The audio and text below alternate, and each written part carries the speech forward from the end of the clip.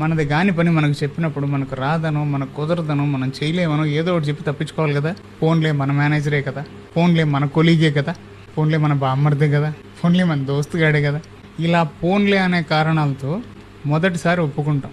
ఎందుకు చేస్తాం? మనం ఆడే కదా అనో, మనకేదో కొత్త పని నేర్చుకోవడానికి దొరుకుతుంది కదా అనో, లేదా మనం ఆ రోజు ఖాళీగా ఉండడం వలనో, లేదా ఆ చెప్పిన మనిషితో మనకి ఎప్పుడైనా పని పడుతుంది కదా అనో, ఇలా ఏదో కారణంతో ఫస్ట్ టైం సర్వీస్ చేస్తున్నాం కదా అనుకొని చేస్తాం.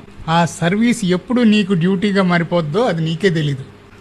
మొదటిసారి ఏమో నీ మంచితనంతో చేస్తావు, రెండోసారి ఈసారి అడిగితే నో చెప్దాంలే అని చేస్తావు, మూడోసారి నో చెప్పలేక మొహమాటంతో చేస్తావు, ఇంకా నాలుగోసారి ఉండదు. నువ్వు చెయ్యొద్దు అనుకున్నా వాళ్ళు నీతో చేయించుకుంటారు. అది లెక్క.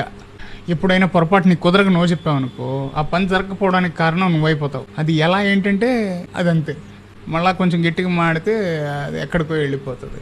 అలాంటప్పుడు మన దగ్గర ఉండేది రెండే ఆప్షన్లు: తెగేసి చెప్పి తెంచుకుపోవడం, లేదా మెడుగు తగిలించుకున్న డోల్ని డుక్కు వాయించుకుంటూ కూర్చోవడం.